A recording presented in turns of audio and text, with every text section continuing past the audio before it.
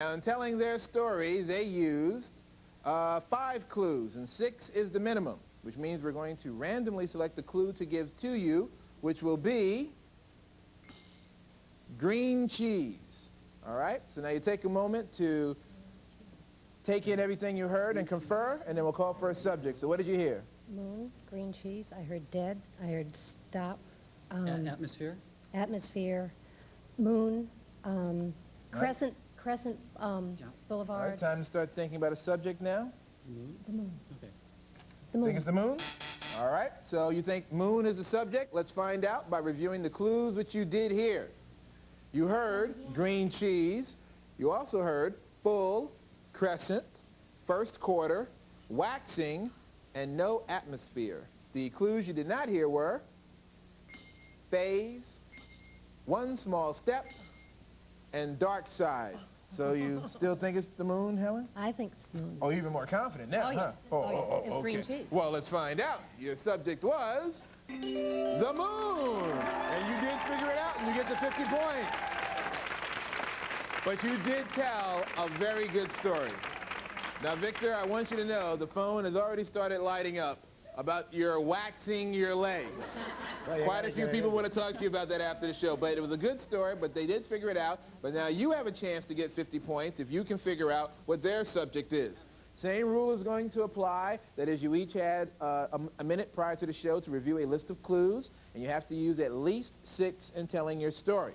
Now, again, the clues will be on our video wall as they're used, and this time we're going to turn it away from you, so you have to listen very carefully. And who's going to go first? I will. Right, so Jim, you have 30 seconds to tell your half of the story. Are you ready? Yes, I am. Go.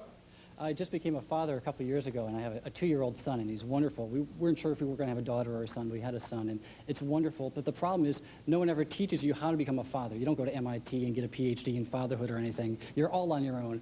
And last week, I'm trying to entertain him, and he says, Daddy, cliff dive for me. And what do I know about cliff diving? So I tie a bungee cord around my waist and then tie something to the lamp, and I'm looking like a comedian out there. I don't know what I'm doing. I jump out the window.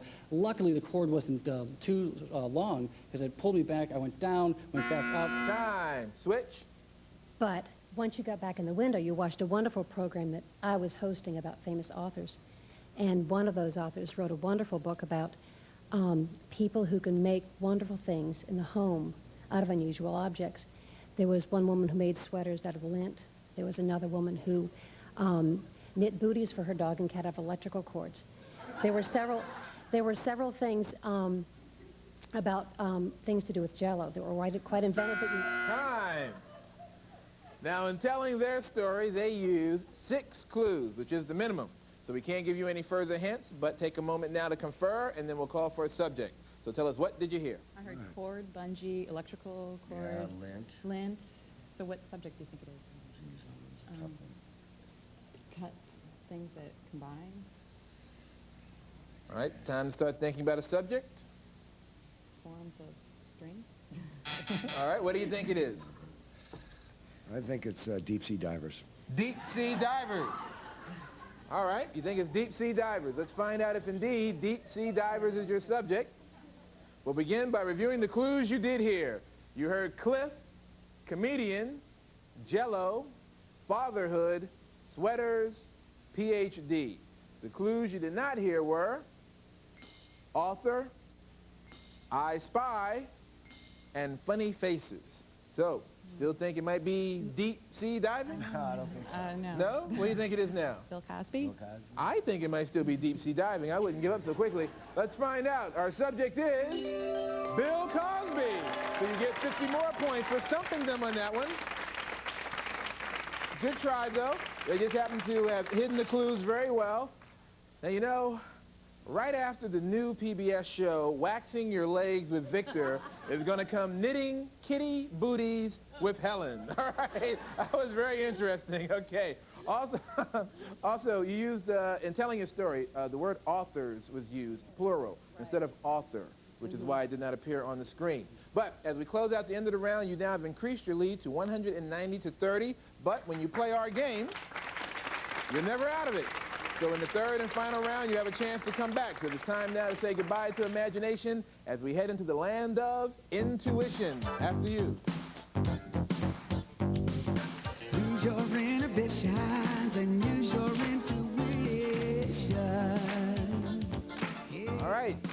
We have tested your information, challenged your imagination. It is now time for the round of intuition, where you may not necessarily know the correct answer to the question, but you can figure it out if you use your intuition. Now, Victor and Anne-Marie, because you're behind, we're going to begin with you. And Victor, I'm going to ask you a question. The question has several answers. Your job is to give me one of the answers you believe will be on my list. Now, Helen and Jim, your job will be to either accept or challenge their answer, which you will do by pressing one of the lights in front of you. Green if you accept, red if you challenge. Now, every answer that makes my list is worth 10 points. However, if you give me the number one answer on my list, that will be worth 50 points. Now, 190 to 30 might seem like a big hill to climb, but when you play Think Twice, you are never out of the game, so don't give up, and good luck to everyone. Ready, Victor? Yes, sir. Lights, camera, and hail to the chief. We have a list of the 6 U.S. presidents most frequently portrayed on film and television according to the Entertainment Information Service baseline. And I need one from you, Victor. Lincoln. Lincoln. Do you accept or challenge that answer?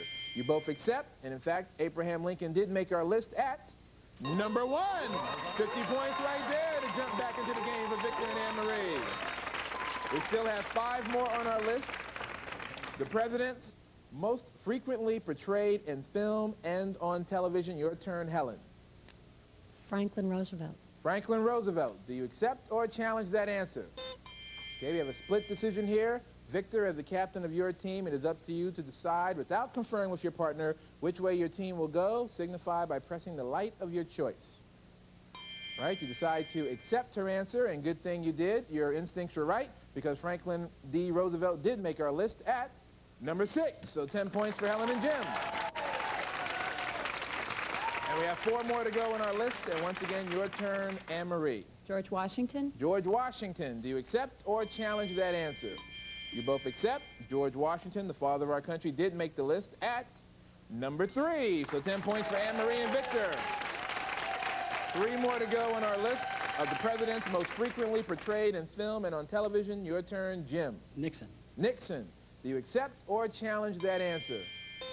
All right, this time again we have a split decision, and once again, Victor, as the captain of your team, it is up to you to decide whether or not you will accept or challenge the answer. Press the light of your choice. All right, this time your instincts say, let's challenge. Now, because we have 3 answers left unrevealed on the board, the challenge is worth 30 points. If Richard Nixon's name appears on our list, the 30 points go to Helen and Jim. They will extend their lead. If not, Victor and Anne-Marie will get a little bit closer.